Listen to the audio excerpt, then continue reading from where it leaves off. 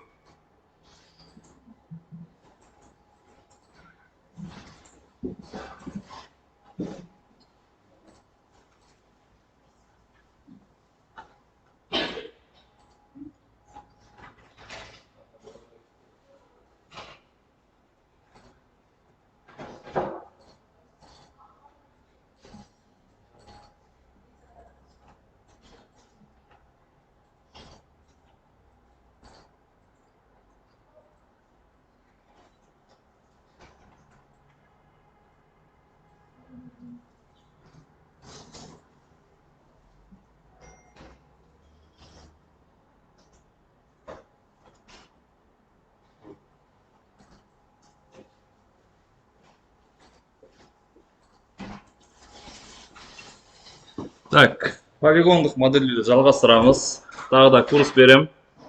Келесі курста уже более подробно жасайсыңдар. Бұл жақта сумка жасайсыңдар. Сол курстан кейін уже адам жасау курсын берем. Ол андай мультфильмге арналған адам емес, ойынға арналған адам именно. Ол оңайырақ болады. Мультфильм жасайтын адамды дегенсіздер мен курстан кейін үйренеді. Оған дейін ойынның адамын. Ал бүгінгі сабақта не өтеміз? Бүгінгі сабақта бар заттарымызды шыңдаймыз, сосын жаңадан техникалар үйретеміз. Бірінші зат, ол бізде мынандай нәрсе.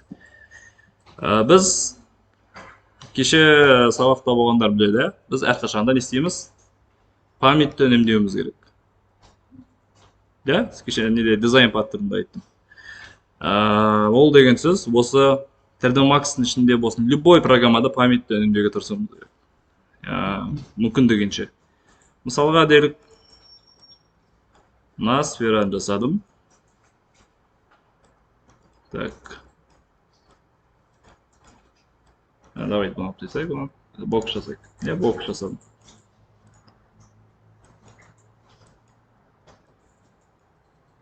Енді осы боксты қазір мен сақтайын.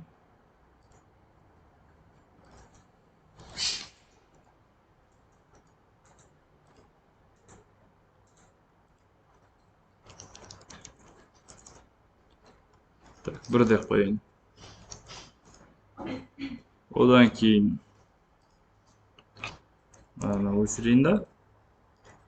Екінші бокс сақтайын.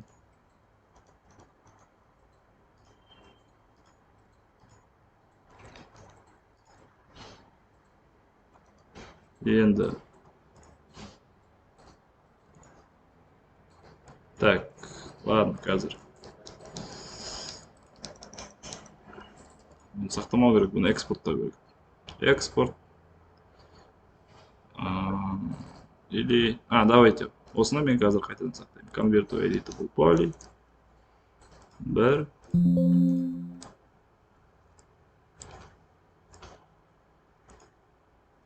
Міне. Так, көрінбейміз.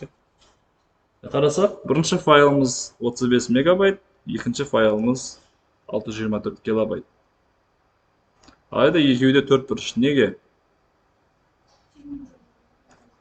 Яғни сегменттерін біз тексереміз. F4-ті басқан кезде міне мынандай сегменттер бар бізде. Бірақ мынау 4:3, былайынша қарасам. Бұның орнына біз қарапайым мынандай 4:3-пен орын басамыз, бірақ сегменті бар. Мен әр бетінде тек бір сегменттен бар. Полигоннан ал мына қаншама полигон бар. Мынандай қылып жұмыс жасау, мынандай қылып тиімсіз, ешқашан да былай жасамау керек. Әрқашан да F4-те қараған кезде полигондарды тексеруіміз керек. Әрбір полигонның өзінің орны болады. Лишний полигон болмайды. Лишний полигонды қосасыңдар, керек кезінде ғана. Соған бір себеп туындаған кезде. Осыны есте сақтауымыз қажет. Бұны біз полигондарда қалай тексере аламыз, қанша саны бар. Пока что изоляция жасайық. Оны біз 7 деген кнопканы басамыз. 7-ні басқан кезде төбеден 240 мың полигон осыны айтып береді. Так, сосын FPS-ны қанша өзгерістер болып жатыр секундына. FPS-ін көп болған дұрыс. Мынаны көрейік алып. 12 полигон бар. Неге? Өйткені әр жағында бір полигон. Осылай біз полигонды тексеріп отыруымыз керек. Ойындардың полигондарында стандарт болады. Мысалға кейіпкер жасайсың ба, ойынның полигонда 1000-нан асып керек полигон. Где-то ол бір нәрсе килобайт болады. Давайте 1000-ға жетсек, қанша килобайт болатынын көреміз.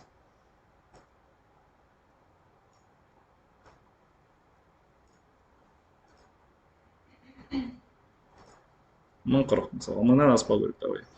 916 болсын. Енді осыны экспорттасақ, FBX форматында, давай, OBJ форматында экспорттайық.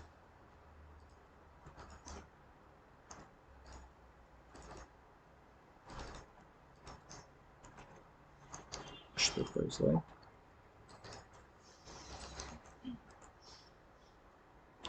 Я 39 килобайт, 40 килобайт. Біз ойындар ойнаған кезде білесіңдер, телефонның ойындар әсіресе оған барынша память аз болу керек. Өйткені телефон ойын скачать еткен кезде 1 гигабайт, 2 гигабайт болса, уже ауыр бола бастайды. В основном біз қандай ойында күткен жақсы көреміз, максимум 100 мегабайт, 200 мегабайт болуы мүмкін. Сондықтан да ойлайық, мысалға бізде осындай бір кейіпкер бар, 40 килобайт. Бізде 10 кейіпкер болады, мысалға, басты рөлдегі. Қанша болады? 10 герой болса ішінде.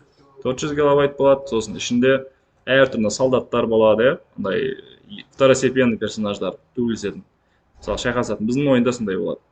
Сондай мысалға, сондай персонаждардың 100 түрі болса, қанша болады? 40 килобайт 100-ге көбейтсең 4 мегабайт па? 4 мегабайт, сонда максимум бүкіл модель бізде 5 или 10 мегабайт болады. Персонаждар алғанда, максимум болғанда. 10 мегабайт нормально. Одан кейін біздің қоршаған ортамыз. Қоршаған ортамызда максимально аз болу керек. Яғни, біздің 4:1 жасайсыңдар ма? Мына 4:3-тердің әрқайсысы тек бір полигоннан алып тұрған дұрыс почти. Лишний полигон болмау керек. Бұл просто сендерге теоретически айтып жатырмын, оны практикада жаймен меңгересіңдер. Так, бұл просто айтылатын зат. Бүгін өтеміз басқа тақырыпта. Біз алдынан бері полигондармен жұмыс істеп жүрміз. Бүгін енді полигондық объекттер бізде geometry деп аталады. Тридомақсы. Екінші объекттер олар сызықтық объекттер. Олар shape деп аталады.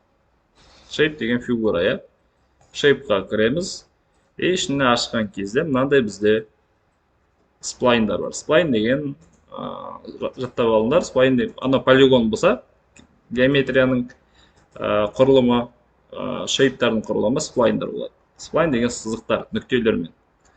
Бұлардың өлшем бірлігі басқа. Бұлар осы полигонда құрастыру үшін, яғни басқа процедуралық жолмен құрастыру үшін керек заттар, керек құралдар.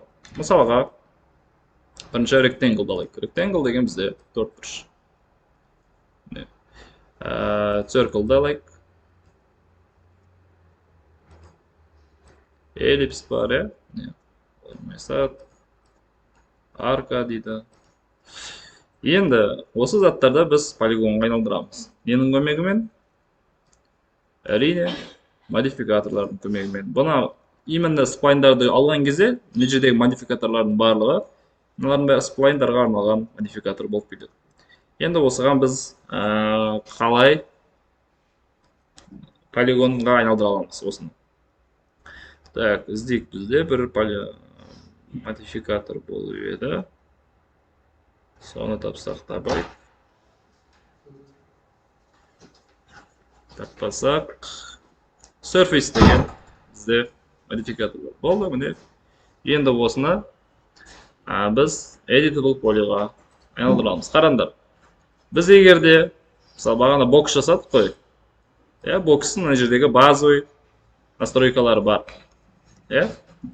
Енді осы боксты біз convert to editable polyға айналдырсақ, редактируемый полигондарға болды.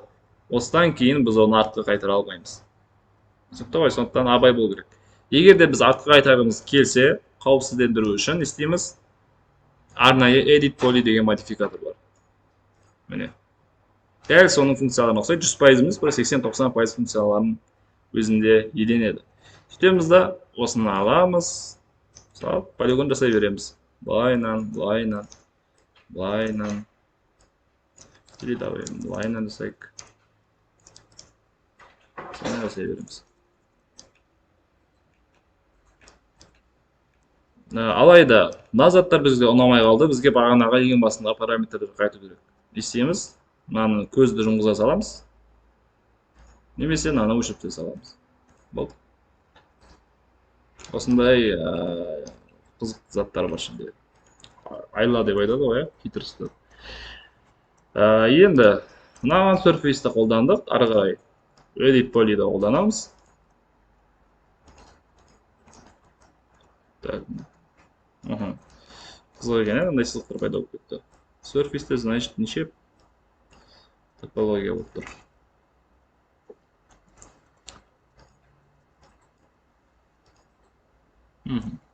Ары қарай мынаны алып жаңа объект жасай береміз, мысалға. Бірақ неге мынаның көп болып кеткенін өзім түсінбей қалдым. Енді тұра берсін. Қайтадан оларды алып тастап, бізде не қалады? Spline қалады. 4 бұрышты spline қалады. Немесе бұның өзіне extrude деген модификатор бар. Енді мынаның бәрін тексеріп көрсеңдер болады. Extrude'пен 4 бұрышты қайтадан жасап шықсақ болады. Бірақ біз қандай жолмен жасап жатырмыз? Линиялар арқылы жасап жатырмыз. Ерекшелігі осында. Енді дәл осынаған циркулді қолданып біз extrude'ті бассақ,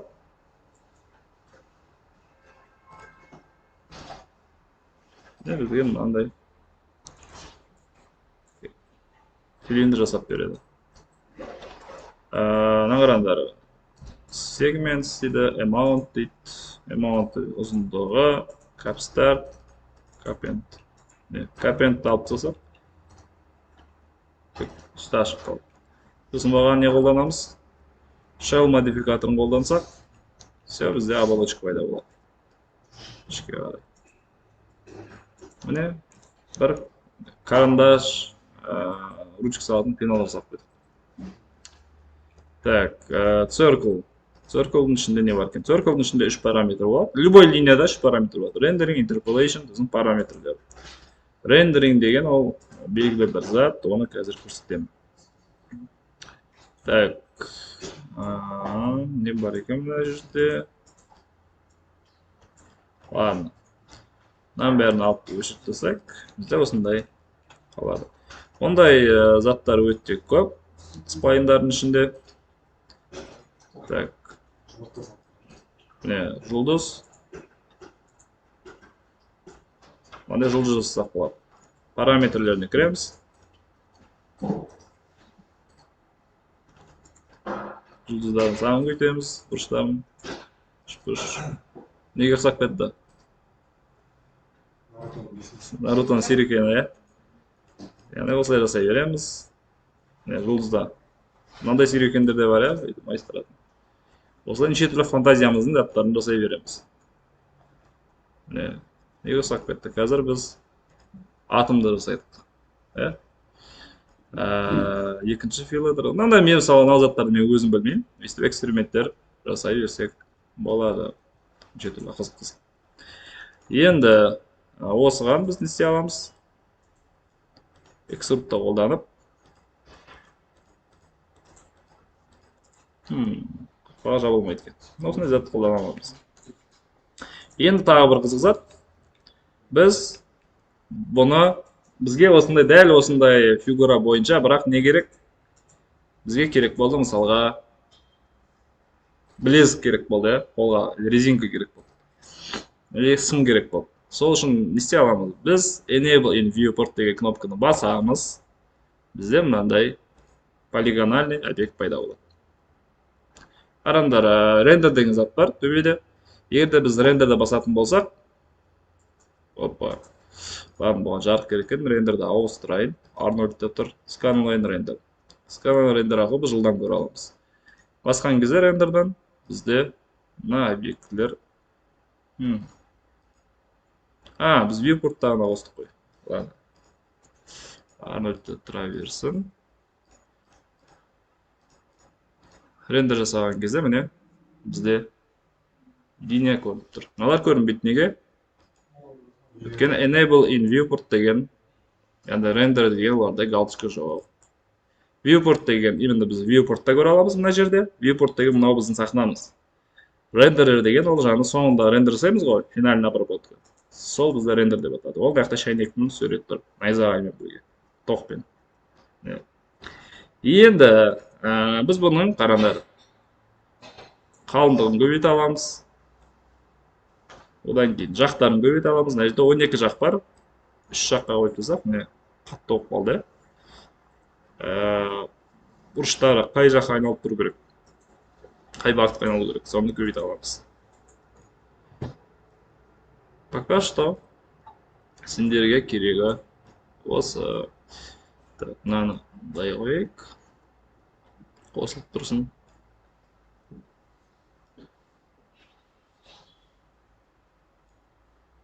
Осындай эксперименттер жасай берсек болады.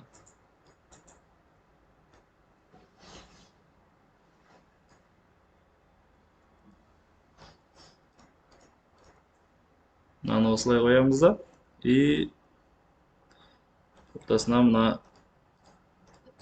домалақта қойып көрейік.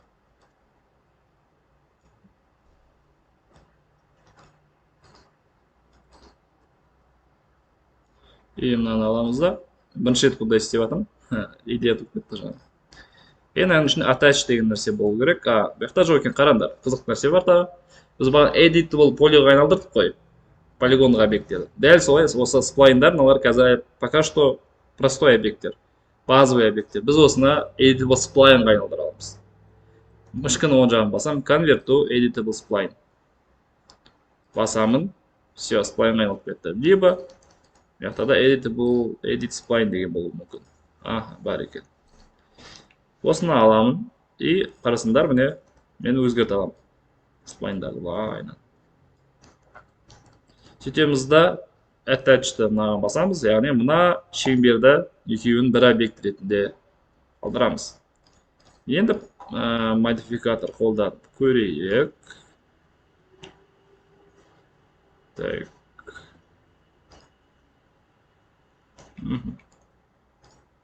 Все. Маунтын азайтамыз. Бізде сүйрекен пайда болды. Ары қарай бұны біз көбірек жасап шықсақ болады.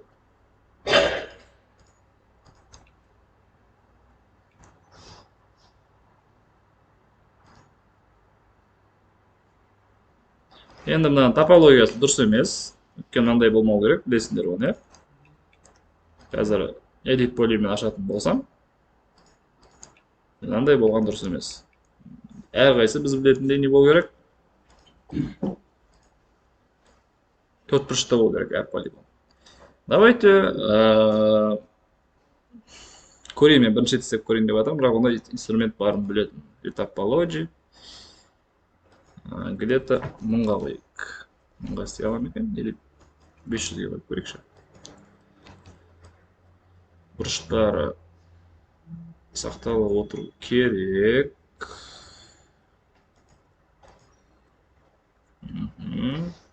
Просто көрейік. Мен андай төртбұрышты болу керек кемінде.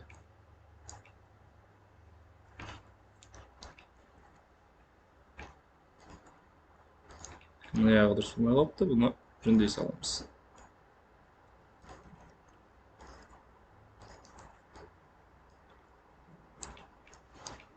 Болды. Бізде енді мынаны любой ойынға болсын, басқа жаққа болсын салсақ болады. Бірақ енді компьютердің ойындарына сәйкес келеді. Телефон ойыны ауыр болады, өйткені мынаның ондай заттың өзі 513 болды. Бізге ондай тиімсіз. Так, бүгінгі сендерге көрсеткім келгені осы. Енді жаңа бір зат жасайық.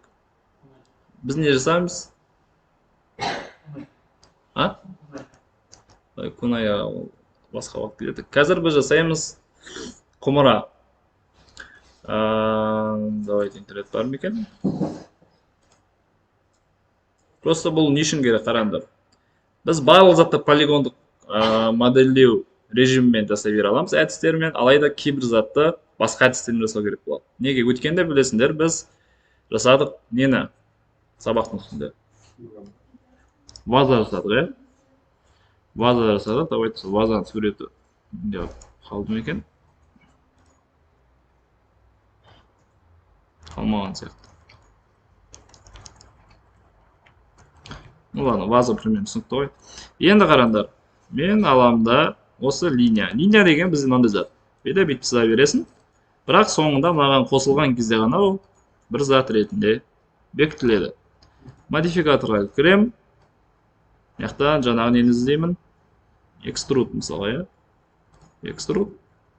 Мысал шығар.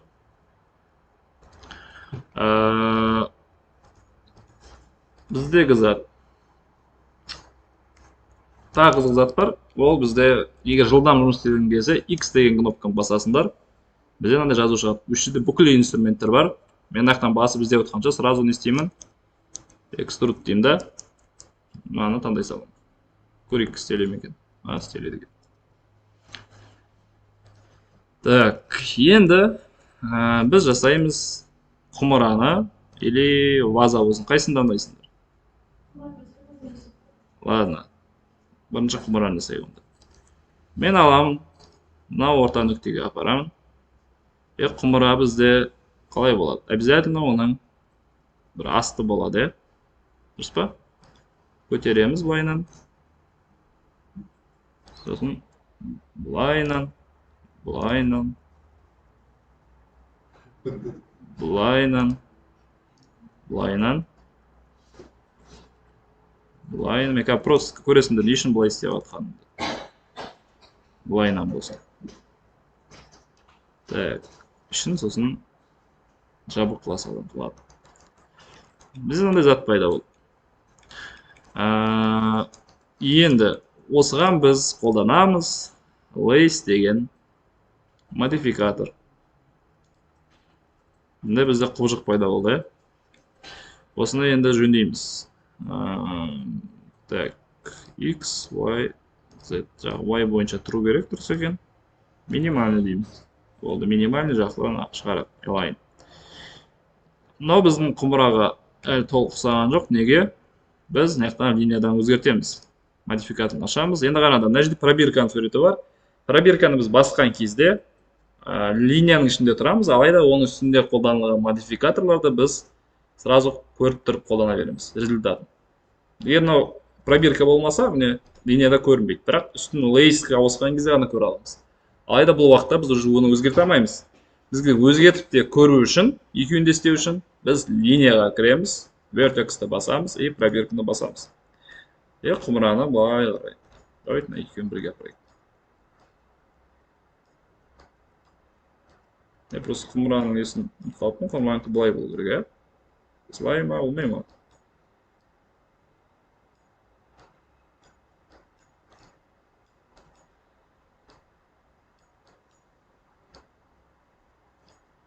Ножке қарай болады.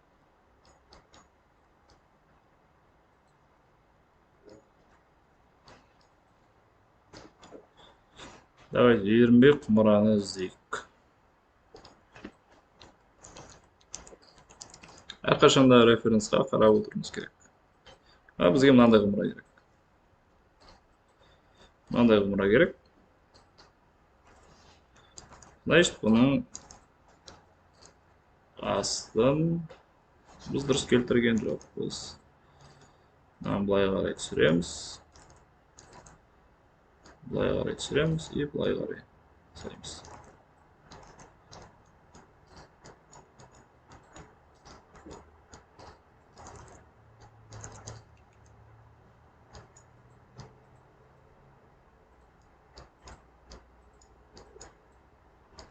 Енді мына ортасынан біз тағы да жасауымыз керек, бірақ алайда оны жасай алмаймыз. Неге?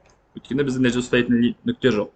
Нүктені қоса аламыз. Біз refine деген кнопкамен, ол кнопка бізде мына жақта болу керек. Refine. Refine міне тұр, иә. Осыны аламыз и тартамыз былай қарай. Все. Біздің құмырамыз дайын. Шама биіктігін кішірейтеміз. И мынаны тағы кішірейтеміз. Егер біз полигонный модельмен жасайтын болсақ, көбірек жұмыс жасап кетеміз. Көрдіңдер ғой? Бұл мысалға есептер қазір модификатор линияның сызығы бойынша, мына сызық бойынша айналдырып тұр. Осы линияны 360 градусқа айналдырып бізде құмыра жасап тұр. Яғни бұл layers модификаторын біз 360 градустағы объекттер жасау үшін қолданамыз. Түсінікті ғой? Layers'ты басай, қараңдар, астында мынандай заттар тұр, түсініксіз. Бұны шешу үшін біз weld core'ды басамыз. Все. Шешіледі түбі. Тағы не қызық бар екен мына жерде? Сегмент. Сегментациясын біз көбейтсек болады, азайтсақ болады. Осы қалпында қалдырсақ та болады. 8 деп қойсақ мысалға. Осылаймен. Бізде осындай құмыра. Бұл low poly құмыра. Ертең ойындарға біз осындай құмыра жасауымыз керек. Тексерген кезде 136 полигон бар. Нормально. Даже бұдан да азайтуға болады бұны. 8 емес 6 қылып қойсақ, осындай құмыра болу керек. Бұл мобильді ойындарда экран кішкентай ғой. Алыстан қарағанда қатты бұның білінбейді. Ал егер киноға, мультфильмге жасайтын болса, или архитектурный визуализацияға бұны жұмсартуымыз керек. Ол бізде Turbo Smooth деген модификатор. И осындай жұмсартамыз.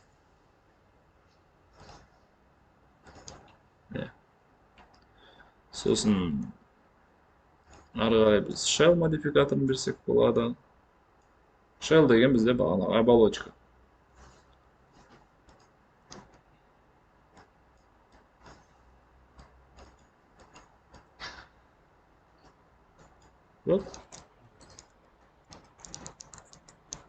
Мынандай бізде құмыра болды. Әдемі ма? Әдемі. Маған уже ұқсап тұр, бірақ ұзындау тұр біздікі. Так, келесі дәл осылай жасап шығайық. Ваза. Қараңдар, мына зат маңызды. Бұл Shell модификаторы қалай орындалады? Layers модификаторы. Соны тексереміз. Бірінші бізде мынау орта нүкте. Осы орта нүктеге ең соған қарайластырып жасаймыз. Давайте. Кеше вазамыз қандай еді біздің? Мынандай.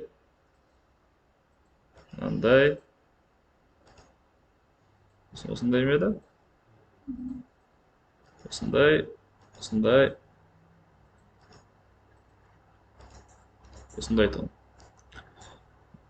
Енді осына қараңдар. Мынау нүктені біз сразу Editable Spline арқылы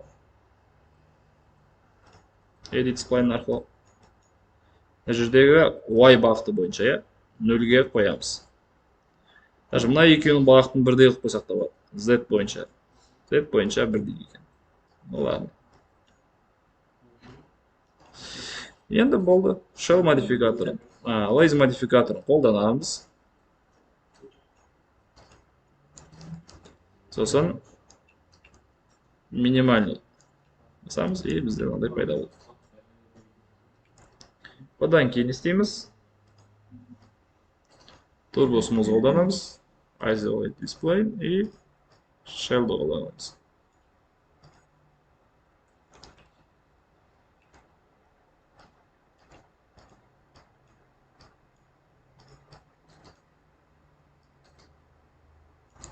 Бізде де мынандай проблема бар. Неге?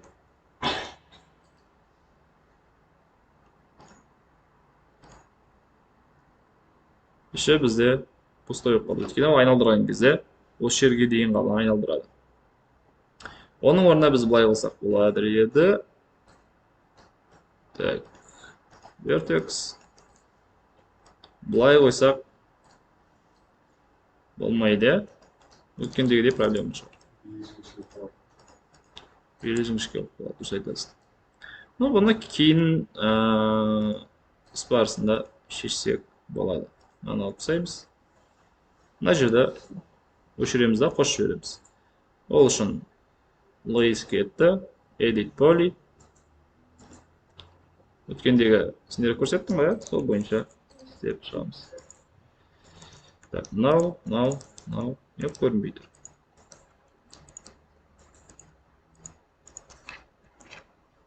Мынау. Өшіреміз. И мына жерді аламыз да капты басамыз. Так, неше полигон? 1, 2, 3, 4, 5, 6. 6 болған бізге керек емес, бізге 4 болу керек. 2-ге бөліп тастаймыз катпен. Ой, что-то бөлмей алды. Катпен бөлеміз. Бөлінбесе, значит, бізде мына жерде какой-то проблема болуы мүмкін. Біз басқа жақта алып отырмыз. Мынаны аламыз. Кат.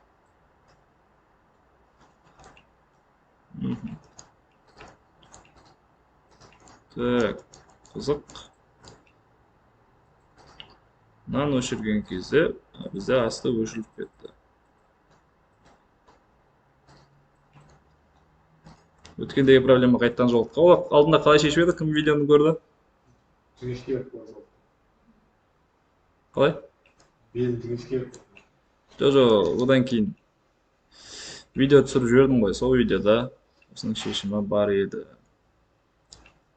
Ол бұлай болмау керек. Мына жағаға тұру керек, мына жағаға жабылды. Шештік оны біз shellмен шештік. Міне shell болады. Сосын барып оған edit poly қолданамыз.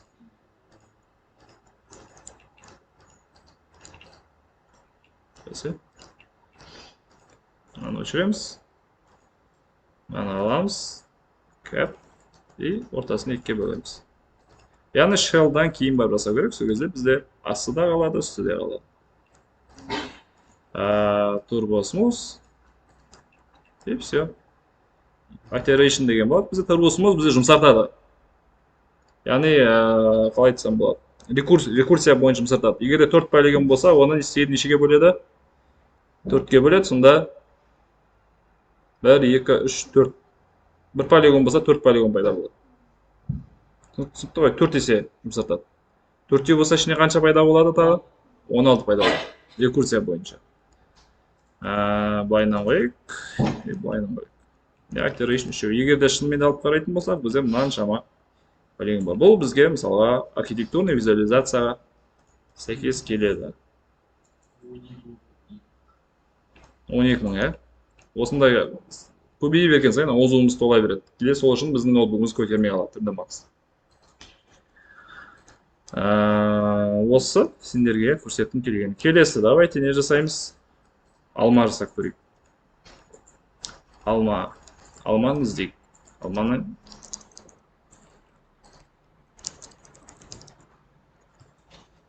Алма бізде фигурасы мындай болады. Былайынан кеткен, былайынан болады.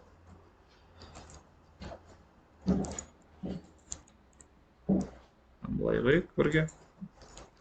Былай болса, алманы жасайық. Алма бізде ортасын басамыз, астыға түсеміз.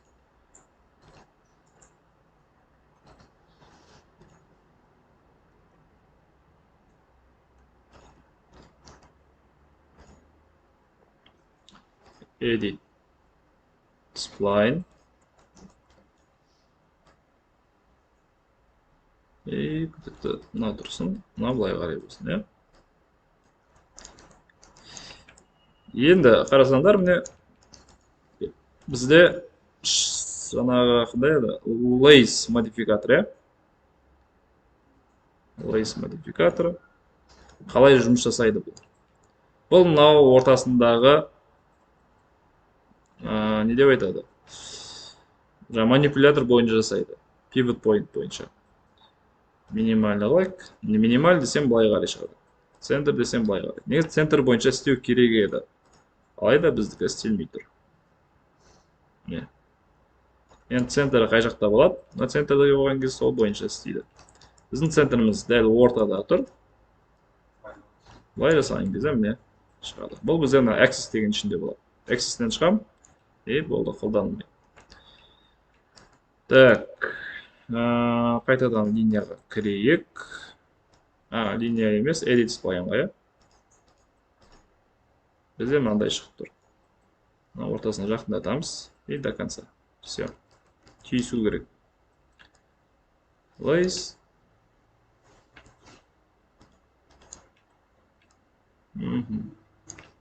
Түйіседік, бізде қара болып кетті. Flip normals. Все. Даже заттар қара болып кетті. Пока что мен ойымша бұл дұрыс емес. Қайтадан көрейік. Түйіспей ақ қойсын да кішкене қалдырамыз. Иә. L-ді басам. Так, Lace, Flip normals алып тастаймыз. Міне осындай алма пайда болады. Енді шығып кетейік. Vertex. Алмамыз слишком не болып кетті. Алмамыз жалпақ болып кетті. Осылай қоямыз. Осылай қоямыз. Осылай жасаймыз. Әлі де ұзын болу керек. Осылай күйте береміз. Алпамызға сәйкес келді шамалы. Lace көбейтеміз. 12 болсын. Давайте 8 болсын. 8 пока что жарайды. Астындағы заттарды кейін edit poly модификатор арқылы жалғастыра бере аламыз. Каппен жабамыз. Бордермен белгілейміз. Каппен жабамыз. Қазір таяғын жасаймыз. Уайымдамай ешқандай. Онда еще сплайнмен жасаймыз. Так. Турбосымызға кіреміз. Алмамыздың не? Дайын бұл фигурасы. Енді қызық зат бар. Ары қарай екі жол бар. Біз алма деген андай домалақ идеалды болмайды ғой. Шама қисықтау болады. Суреттерді қарасақ, міне. Кішкене қисықтау бір жаққа қарай. Оған біз мынандай модификатор қолдана аламыз. FFD box. FFD 2-де 2, 3-те 3, 4-те 4 деген бар. Ол дайындары, сосын FFD box деген бар. FFD boxта біз 4-те 4 қыласын ба, 5-те 5 қыласын ба, 6-да 6 қыласын ба, өзің білесің. Бұны тексерейік. FFD 2 деген, бұл деформация. Объектке деформация береді. Біз 2-де 2 мен деформация жасай аламыз. Лайнан бір жағы кішкентай болсын. Слишком торчет. Осылай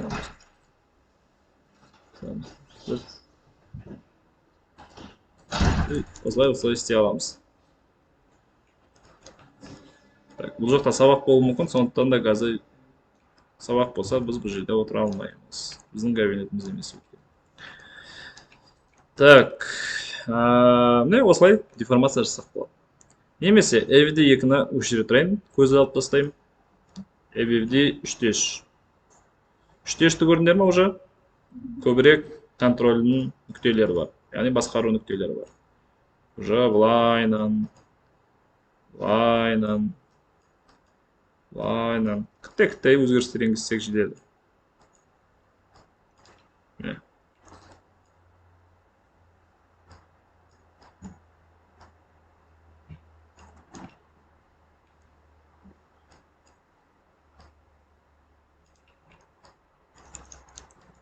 үшеуін белгілеп бүйтіп кішкене размерін өзгертсек те болады. Осындай бізде алма пайда болады. Келесі зат 4-те 4-ті қолдансаңдар да болады. Давайте көрсете салайын, қайда саламыз. Басайық, и вообще көбейіп кетті контрольдар.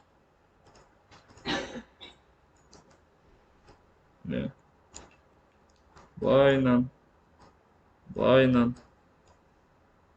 былайынан өстіп жасай береміз. Немесе бұның орнына біз көзді алып тастайын қайтадан. FFD боксты қолдансақ болады. Боксты қолданған кезде өзіміз білеміз. По дефолту, по умолчанию бізде 4-те 4 тұр. Set of number 8-де 8. Өзіміз білеміз, бұл санын қайды. Немесе мыналардың барлығын орнында біз қолдана аламыз. Нені? Edit poly модификаторын қолданамыз да уақытша. Мынаны аламыз. Бұлай тартсақ қазір қараңдар. Мынандай болып келеді. Дұрыс емес. Бізге плавно тартылу керек. Плавно тартылу үшін Edit poly'nin ішінде мынандай затты көрген боласыңдар. Soft selection деген заттар. Soft selection'ға птичка қоямыз. Все. Soft selection қараңдар. Енді мына полигонды алған кезде мынандай көк сары заттар пайда болып тұр. Бұл не ол? Бұл біздегі осы әсер етуші регионы, алынған полигонның әсер етуші регионы. Енді так бұлайына көбірек берсек болады. Follow, ping деген настройкалар бар. Өстеміз да, тартқан кезде плавно тартылып отыр. Көрдіңдер ғой? Так. Бұлай тартсақ болады. Нас ешкім қатты болып тұр қазір.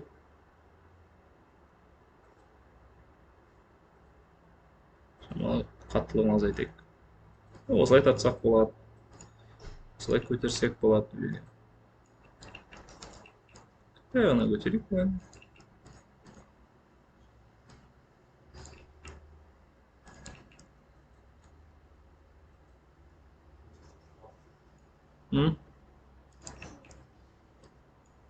Осылай істей берсек болады.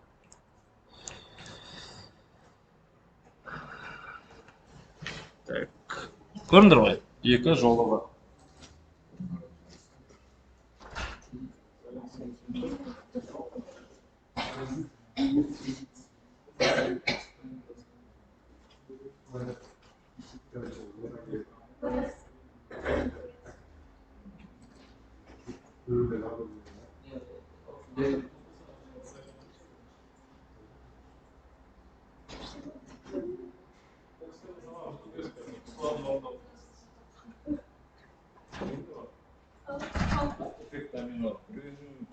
Әсер етсе екіншісіне әсер етеді. Кетіп кете береді.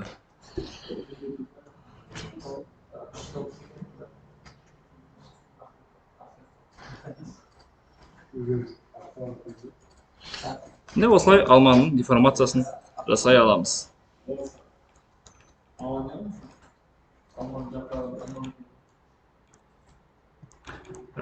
Кез келген өздерінің ұнағандарын алсаңдар болады. Мен FFD бокс барынша әдемірек. Так. Осы немесе давай егде екіні қоса берейік. Бұл. Енді Бағдәулеттің айтқан біз несін жасаймыз? Таяқшасын жасаймыз. Ол үшін бізде екі жол бар. Біріншісі таяқша қандай болады? Цилиндр болады. Төмен топтан қараймыз. Цилиндр жасаймыз мына жерде. Төбеге көтереміз. Қараңдар, цилиндр бізде төбесі жабық болу керек. Тым төбесінде жоқ. Кап сегментін көбейтеміз. Радиусын азайтамыз. Радиус тұра берсін походу. Хейтін көбейтеміз.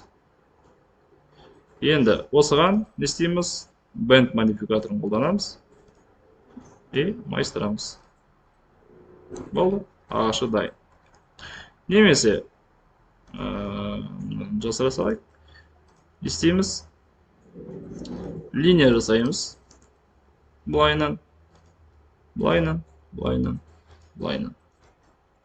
Аламыз. Қандай модификатор? Lace'ті қолдансақ болады, Lace бірақ жарамайды бізге. Оның орнына enable in viewport дейміз да, радиалды қосып қоямыз. Все, дайын. Енді бұған біз көбірек толщина беруіміз керек. Енді қараңдар, мына жері бізде слишком қатты болып қалды. Қатты болмас үшін біз не істейміз? Қараңдар. Алып тастайық, линия мынандай қатты болып қалса, бұрышы уайымдамаңдар, мышканың оң жағын басасыңдар да smooth деген болады. Smooth деген жұмсартып жібереді былай. Все. Enable in viewport. Жұмсақ. Жұмсақ линия пайда болды. Бұл smooth'тың тағы да қосымша түрлері бар, ол қызық. Оны қазір көрсетемін. Жаңағы біздің смусымыз вдруг қайтадан қатты болсын. Мынандай біз оны ручной бір жағын көбірек, екінші жағын азырақ жұмсарта аламыз. Ол үшін мышканың оң жағын басамыз. Bezier corner. И басқан кезде екі жасыл нүкте пайда болады. Жасылды былай тартсақ, үстін қызылды бір рет басайын, келе осындай шығып болады. Былайынан керегімізге сай қисықты жасасақ болады. Так, enable in viewport. Все. Толщинасын үлкейтеміз. Мына жағын біз кейін кішірейтсек болады. Ол үшін edit полеға кіреміз. Мынаны аламыз. Сосын soft selection былай қарай. Или былай алайық. Или мынаны алайық. Так, салайтайық.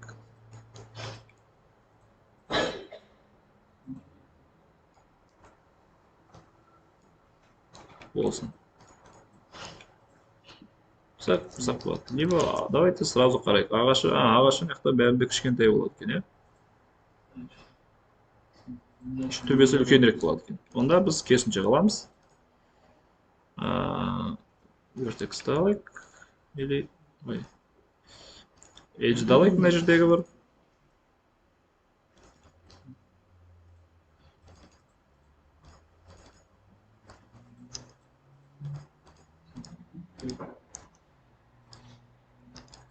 Так. Soft selection'нан бізге көрінбей қалып жатыр. Мынаны аламыз. Мынаны и мынаны. Soft selection'ды қосамыз. И хоп.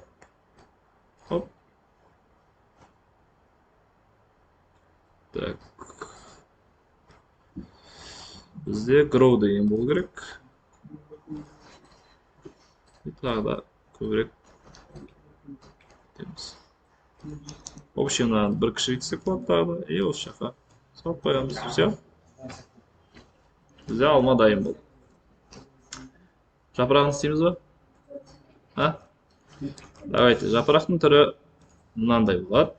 1-2 былайынан кеткен. Оны төбеден қараймыз. И бұны қараңдар, біз жапырақты плейнмен жасасақ болады. Мынандай қылып. Или линиямен жасасақ болады. Бірінші плейнмен жасайық. Плейн бізде полигональный объект. Мысалы осындай болсын. Так, жапырақ бізде мұндай екен. Convert to editable poly. Мынаны алдыға жылжытамыз. Мына екеуін алдыға жылжытамыз. Так, жапырақ бізде былайынан кетеді да былайынан кетеді. Бірінші ішке қарай кіру керек, сосын сыртқа шығады екен. Жартысын өшірем, жартысы керек емес. И жапырақты былайға тартамын. Плавно болу керек, былай қарай. Былай қарай болсын.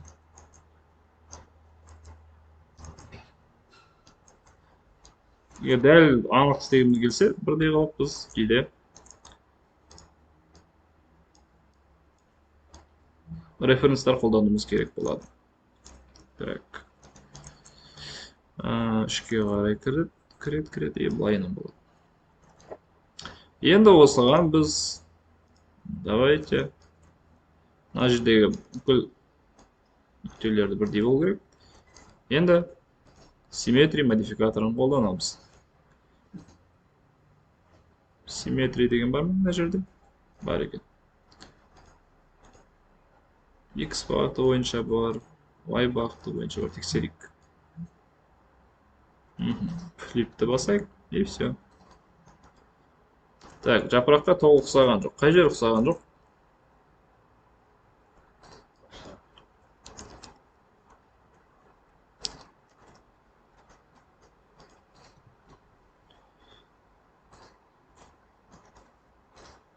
Бұлай сразу одан да жүктеп алайық. Сосын мына жерге қоя салайық. Иә, несін бастап атамыз.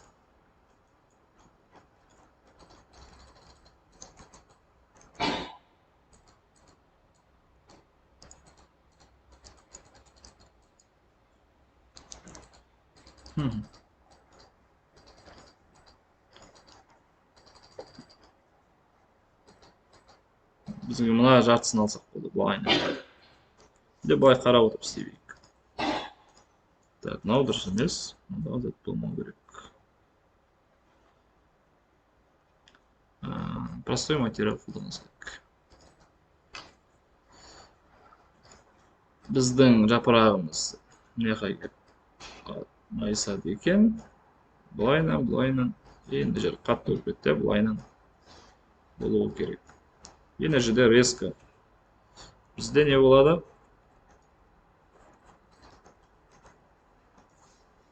Мына жерде резко майысады екен. Резко үшбұрыш болады, сондықтан да мына жерден тағы бір полигон кесеміз.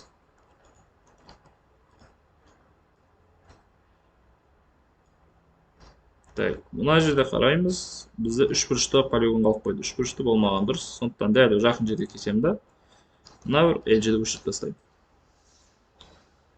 Так. Бір далған кезде бізде мынандай төртбұрышты полигон қалу керек.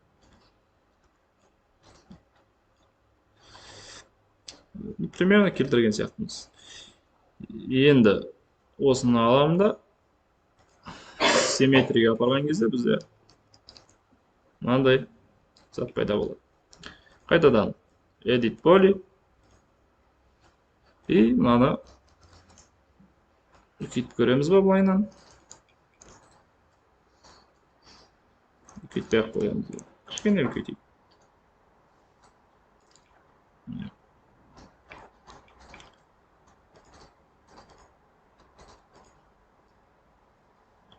Turbo smooth берсек болады былайынан.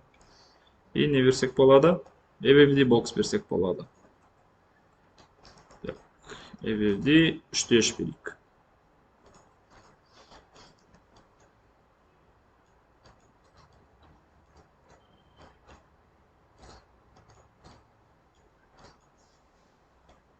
Деформация беріп, идеально тылдырмай қойып.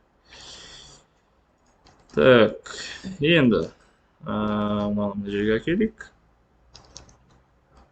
Үлкейтеміз. Жапырақтар. Не қолданамыз? Жапырақтар бізде қандай болу керек?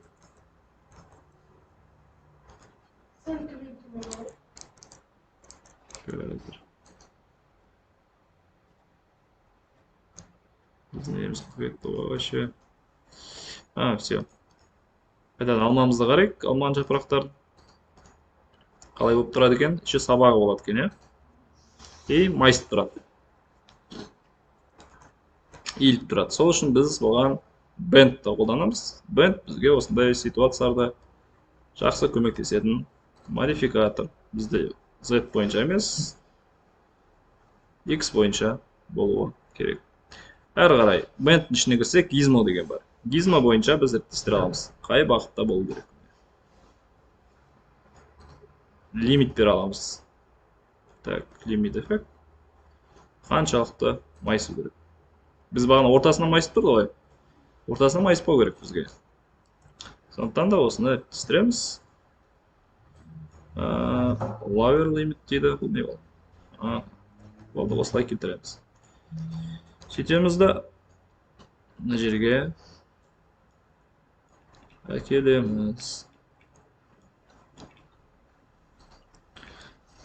Ары қарай. Бұның сабағы болады екен. Жарайды, сабағын қалай жасаймыз? Сабағын мынаяқтан лефттен жасап көрейік. Какой-то цилиндр болсын. Мынақа әкелеміз. Слишком көп мына цилиндрдің полигон, өйткені сабақ көрінбейді алыстан. Азайтсаймыз. 18 емес, менің 6-да болады. Хейт, радиусын азайтамыз. Бұлайын ортасынан тұрсын. Сосын, хейт сегментті екеу қылайық, и оғанда бенд қолдансақ болады. Или вообще, edit поле қолдана салайық. Жұмысымызды қиындатпас үшін. Мына жерге полигондарды әкелеміз.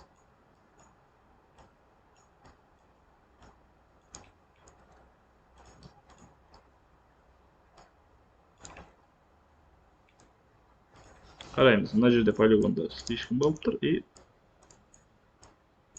бұлайынан кішірейту керек. Аған сәйкестендіру үшін. Мыналардың барлығын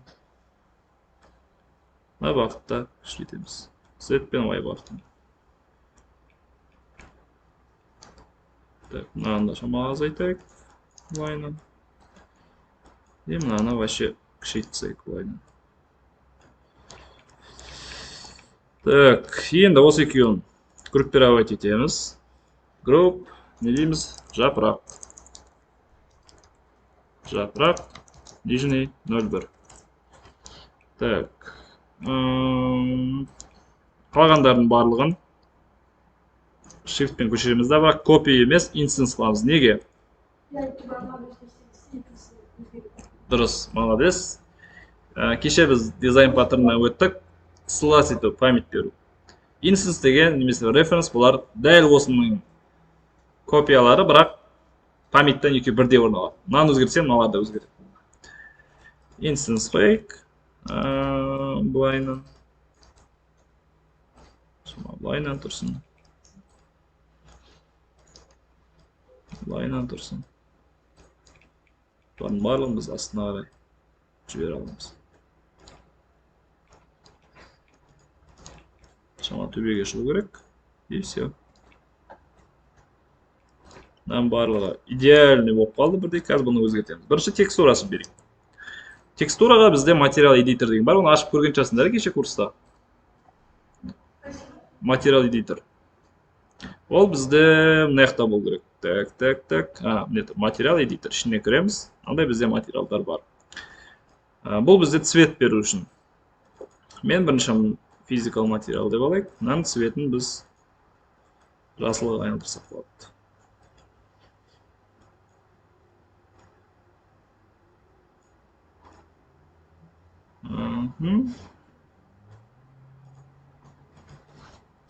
Енді мыналардың цветін көрдіңдер ғой, мыналардың да цветі бәрі бірге өзгерді. Мынаның цветі қоңыр болып қала берсін ба? Қала берсін. Қараймыз, енді біз жапырақтарымызды өзгерткіміз келеді. Group open. Егер де мынаны өзгертетін болсақ, қазір тағы да everyday boxпен қалғандардың барлығына да ол әсер етеді. Егер мынаны тартсам, олардың бәрін тартылып тұр. Көрдіңдер ғой. Бұндай нені өзгерту үшін зависимості, мысалға мынаны жапырақты ашамыз, келесі жапырақта openмен. И ішінде мынандай зат бар. Make unique деген. Уникальный болу деген. Уникальный етіп басамыз. Group open. Қалғандарына уникальный етіп бассақ болады. Енді мынаны өзгерткен кезде бізде өзгермейді. Все, бұлайынан деформация берсек болады. Мен ойымша everyday 2 керек емес, бізге керек everyday 4-те 4 па, 3-те 3 па, сондай керек. Қалғандарына да әсер етіп тұр. Вообще группалардың бәрін жабайық. Просто сендерге көрсету үшін жасап жатыр. группалардың бәрін жабайық и мыналарды так ішінде жоқ екен ондай. Әрқайсысын жеке юнит қылып жасау керек болды ма сонда? Мынаны өшірейік и мынаны ашайық.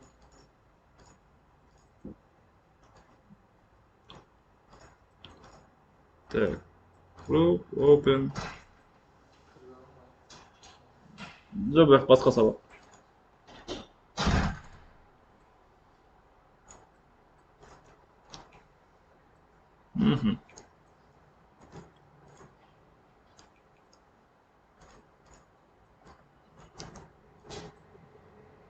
Осындай жапырақтардың размерін кішкене өзгертсек болады.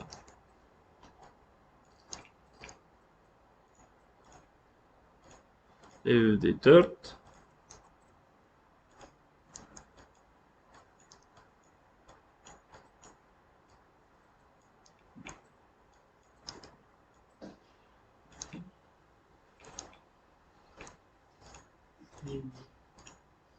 Bir алманың өзін егер әдемі алып істесек, көрдіңдер ғой, кете береді.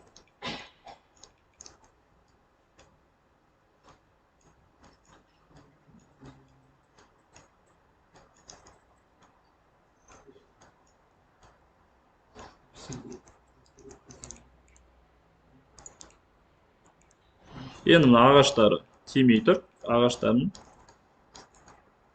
әр жерге қойсақ болады. Тартып. Так, мынаның бәрін жабамыз. Group, close, все. Жаптық. Мынандай бізде алма пайда болды. Алманың цветін берсек те болады енді. Или текстурасын, е?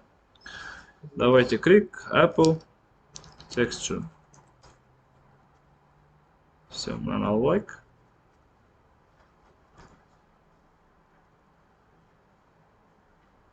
Save image. Біз веб файлы не үшін істейді түсінбеймін. Мынау ше. Ұқтай, мынау әдемі екен.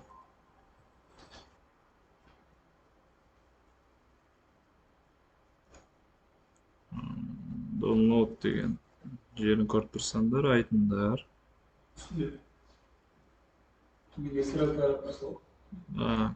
Логин керек екен. Так. Бұл осында сақтауға болатын шығар. Бұл да веб-пейдж екен. Давайте былай қыласайық. Отырамыз ба? Скрин қылып. Сақтай салайық. Так. Документ. Все. Apple. Texture. 3D Max'қа кіреміз. Материалға кіреміз. И мына материалды алмаға береміз. Base Color'ға кіреміз. И бізде Bitmap деген материал бар. Кешінде текстура. И Apple текстураны таңдаймыз. Так, енді бағанынан таңдаймыз. Біздің алманың текстурасы көріну керек еді, алайда көрініп тұрған жоқ. Неге олай болып тұр екен? Давайте неде тексерейік. Рендерда. Значит, бізде где-то координатамен проблема болып тұр. Ол үшін біз UV mapқа кіреміз. Spherical бар, box бар. Spherical таңдайық. Ары қарай айналдырамыз. И міне алмалар жасап шықты. Келесі, давайте аяқтайық немізді и жапырақты беріп тастайық. Leaf texture, бағана leaf'ті біз таптық,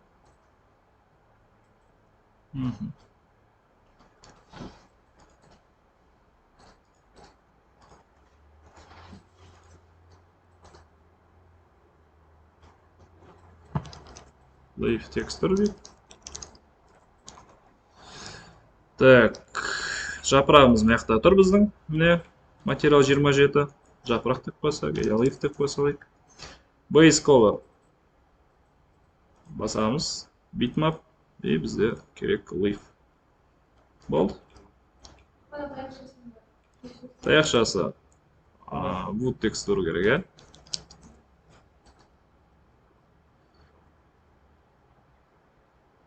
Мынаны басайық. Бұл қазір бізде көрінбейді. Үшінші материал жасаймыз. Мына біреу алманыкі, біреу жапырақты болса, үшіншісі болады біздікі ағаштікі. Wood. Так. Wood текстур. И так, таңдалып тұр ғой, ә? Осыған береміз. Base color. Болады Wood. Мынаны EV map қойсақ. И мынаны кетеміз. Аха, кір.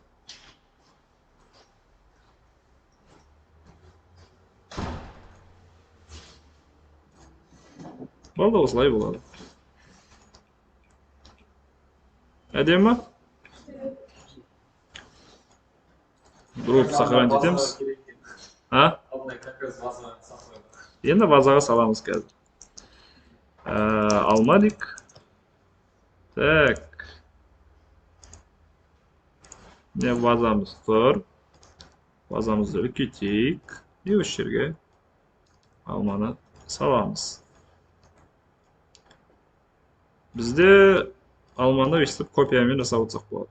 Или вообще алманы генерация жасап та болады. Ондай да зат бар. Бірақ енді ол бөлек тақырып.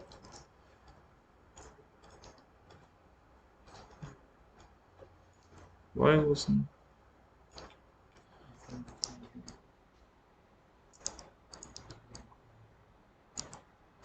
Былай болсын. Давайте алмаларды көбейтейік былай қарай. Былай қояйық.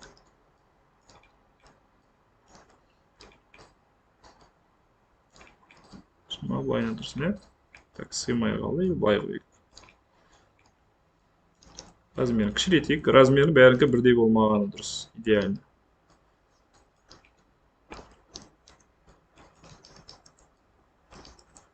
Вазадан қойған кезде біз білеміз ғой, үйде. Барынша ыңғайландырып қою керек. Оптимизация керек, ә? Оптимизация барлық жерде керек. Былай қояйық. Былай қояйық. Астына қараймыз. Астары шығып кетпеу керек.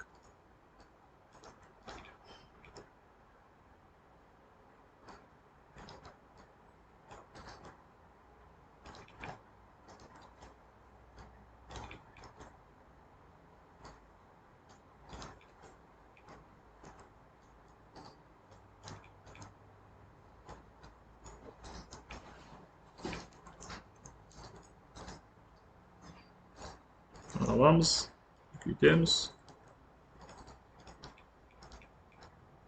Жерге алмай қояйық.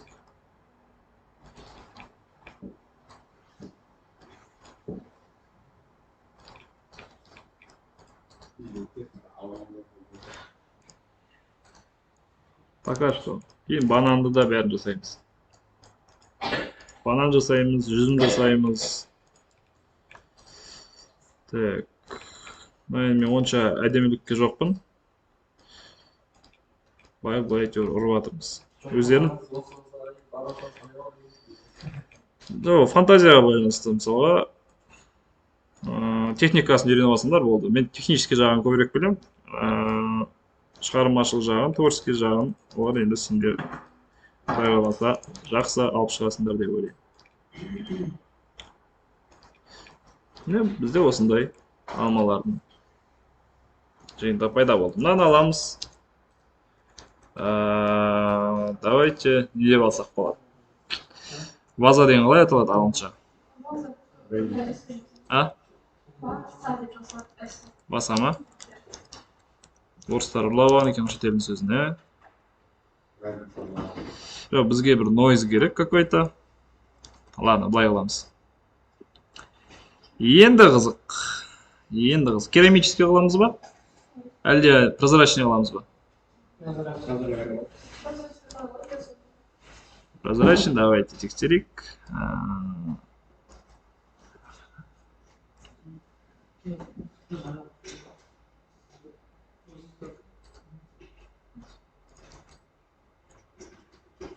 Менде бір плагин болу керек, ол жоқ екен, ладно. Сіздерге әйтпесе күшті дастархан жасап көрсететін. Келесі сабақта онда дастархан жасаймыз, банан жасаймыз, жүзім жасаймыз, Пока что осымен бүгін тоқталайық. Бізде болу керек Арнольд. Ладно. Давайте. Арнольд. Лайт қойық. Арнольд бізде болсын тағы.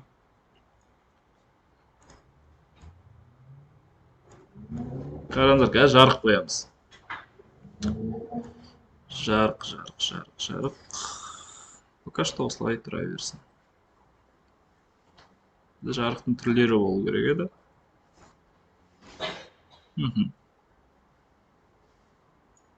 Түрлерін көріп тұрған.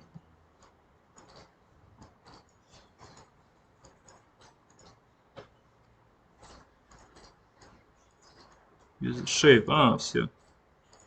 Скайден болсын. Так, енді астындағы затқа бір дастархан берейік, астын бір ағаш қылайық,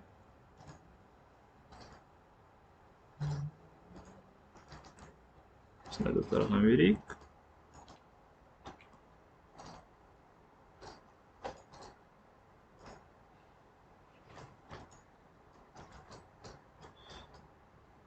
Так, слайд и все.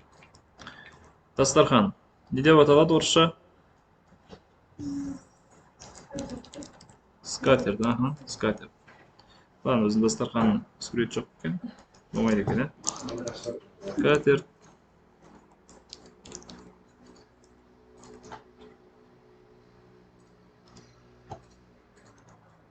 Жүктеп алайық. Ой, бұл веб-пейдж бәрі осындай болатын болған қазір.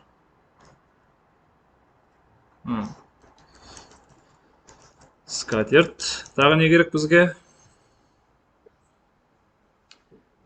Керамика дедіңдер ма, или не дедіңдер ма? Прозрачный, Ладно. Бірінші ағаштың текстурасын берейік бағанағы. Жасаған ағашымыз жеткілікті осыған.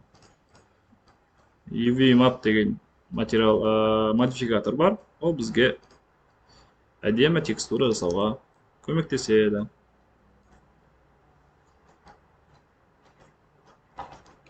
Не осындай. Мынаны ортаға қойық. Бұлайынан. Мынаны дастархан тұрсын. Дастарханға жаңадан материал жасаймыз. Физикал материал. Сайн. Скатерть. Мынау дұрыс емес. Қожық кетті. Оның орнына біз жасаймыз. Мынандай. Цилиндр қылдысық та, жоқ болмайды. Планер бола берсін. Дастарханымыз дайын. Құмырамыз арт жағына тұра берсін, пока что или былай қыласыз. Давайте, мен сақтадым ба? Все, сақтадым. Рендер жасап көрейік.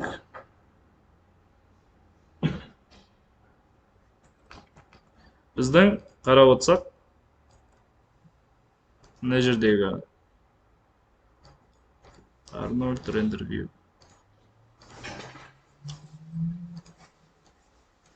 Мына жердегі ағашымыз слишком жылтырап тұр. Бұл материалдың ерекшелігі. Материал бұлай жылтырамау керек. Ағаш материалында жылтырамайды ғой, әйнек сияқты. Сол үшін ағаштың материалына кіреміз болтқа. Мына жерде reflection деген бар. Reflection'ды нөлге қоямыз. Даже бұлай қылсақ та ол вообще қызық қылам қазір сендерге.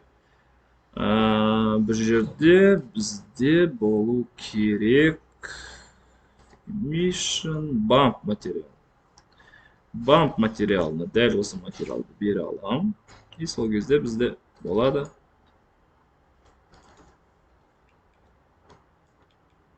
Так. Қазір болады.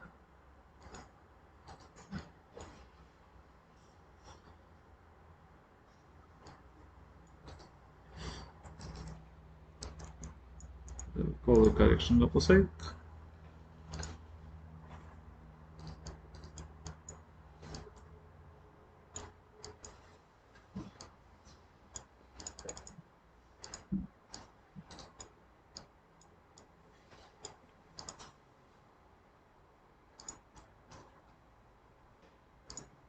Монохромный қойдық.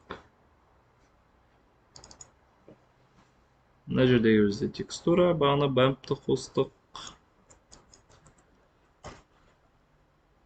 Ладно, бұл істеп тұрған жоқ. Бұның себебі бар өзінің. Тұра берсін, ладно. Главное, жылтырағын алып тастақ болды. Келесі, дастарханды алып тастаймыз жылтырағын. Дастарханға кіреміз. Дастархан шама жылтыраса болады. Кішкене. Өйткені ол не болуы мүмкін? Пленка сияқты болуы мүмкін, иә? 0,2-ге қосайық reflection. Болды. Енді қалғаны не болды бізде? Ваза. Вазаны аламыз. Давайте мектомика бір затты жүктеп қоя салайын.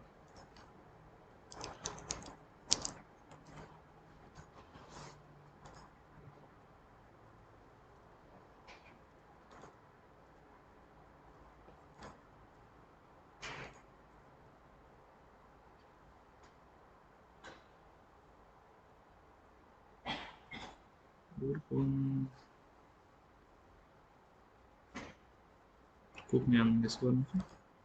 Осыны қойық.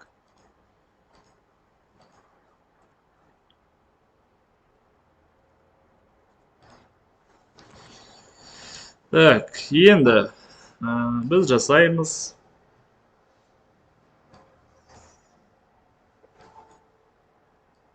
Вазаны. Так, вазаға берейін материалды. Онда аппақ болды. Енді бұл жерде біз алып тастаймыз қайсысын. Reflection, refraction, transparency.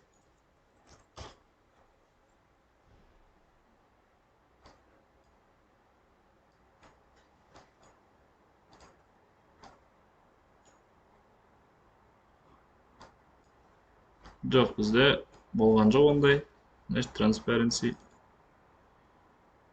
емес екен.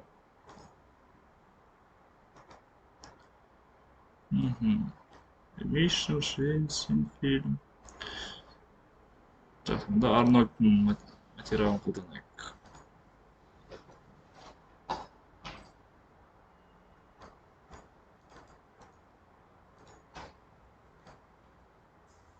Transmission, specular, roughness, metalness, anti-speed.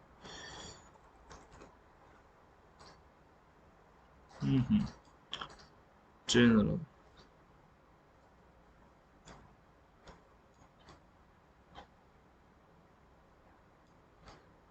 Так, transmission қолдандық. Неге енді бұл бізде бұлдырап тұр? Значит, бізде roughness.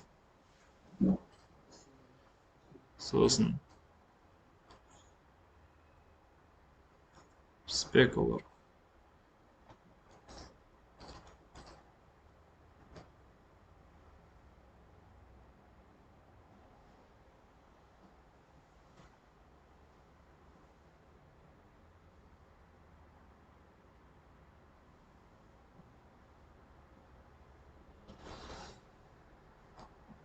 Бірде үш болсын айыр.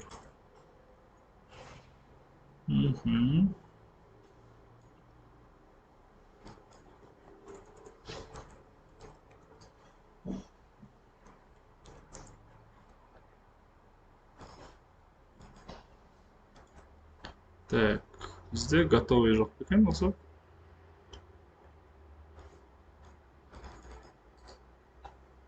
Готовый жоқ, ладно. Примерно осылай жасауға болады.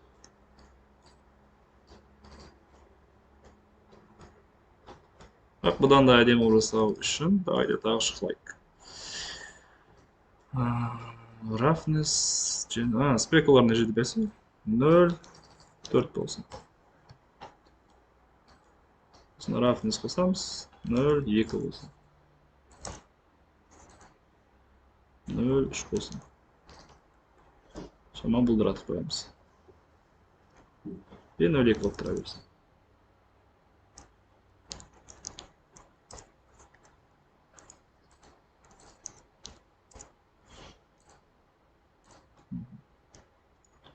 Примерно осылай болады.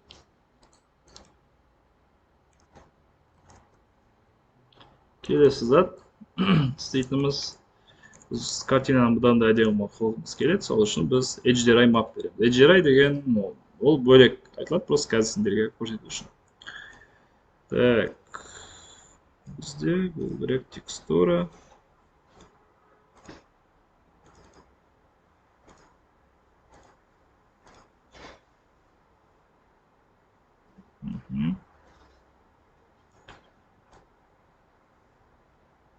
Samples, shadows.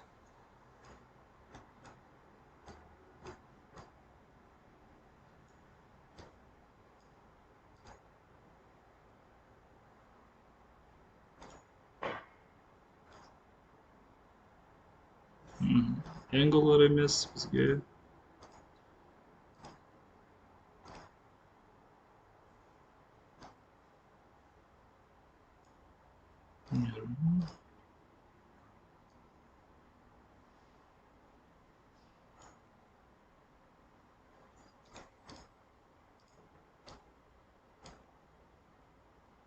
Так, слишком үлкен болып тұр.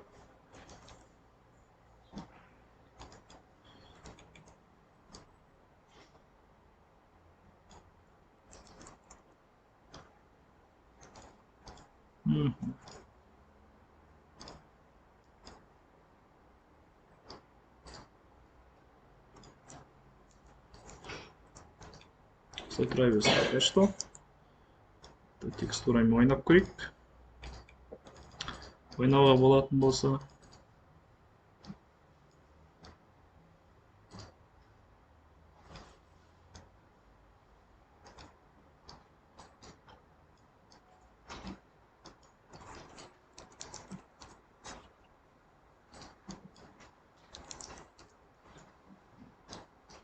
Болмайды. Сайтравис. Так, ну ладно. Ну, примерно осындай.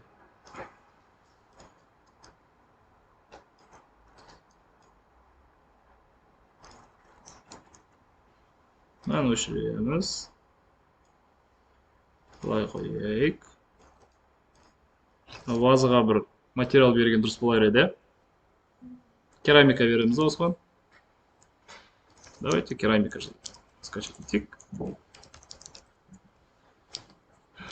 Текстура.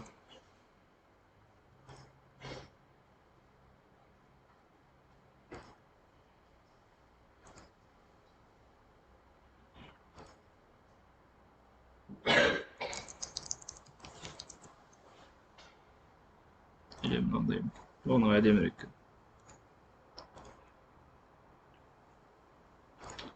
Керамика. Так, давайте на үлкейтейік. Былайынан қасында тұрсын.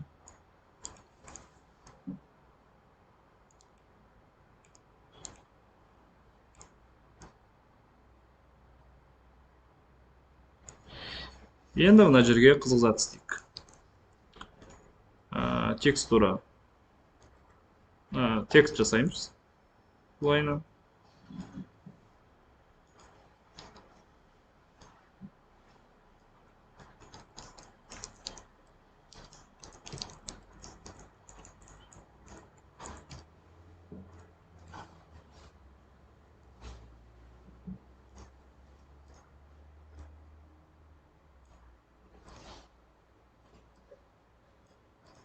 Текст, давайте не знаю, қандай.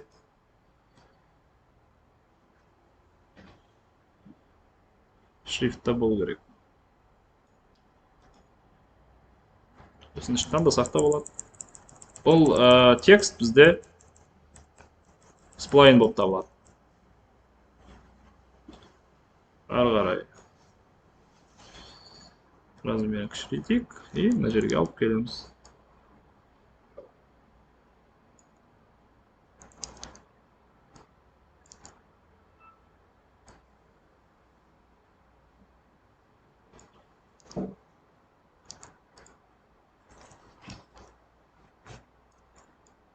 Бұған қандай материал береміз?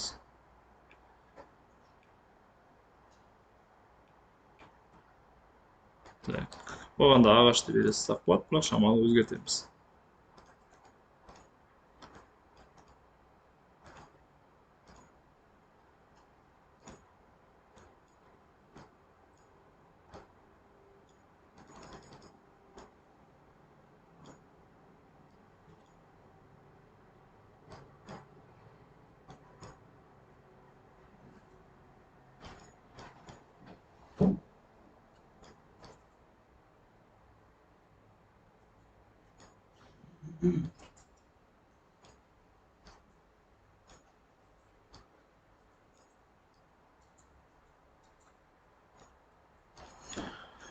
Ал тексеріп көрейік онда.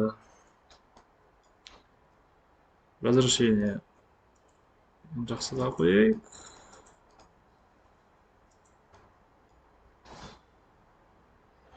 Біз құмыраны берген жоқпыз. Құмыраны берейік. Жаңа текстура керек. Physical material. Reflection'ды нөлге қоямыз. И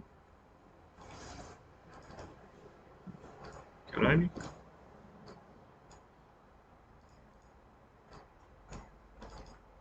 Так, reflection нөл жағында тұрайбыз.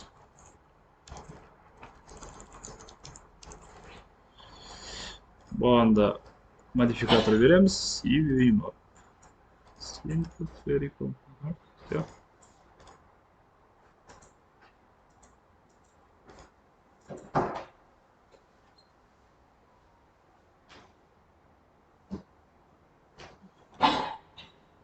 Уже біз не жасап жатырмыз қазір?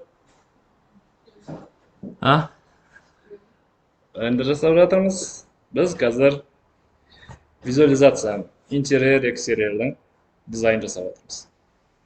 Кез келген адамның үйін жасап беріп, мысалға ақша табуға болады осылай. Мысалы, бір адам өзінің үйін көргісі келеді, бірақ үйі салынбаған. Немесе архитектурный компаниялар үйді салайын деп жатады, этажный үйлерді, бірақ адамдарға сату керек қой. Үй салып болмай жатып сатады олар.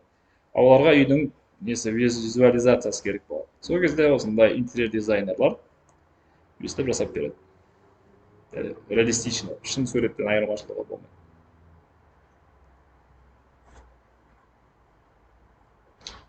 Сол сұрақтарын, идеяларын, әңгімелерін айтыңдар. Критерий айтыңдар. Критика айтыңдар.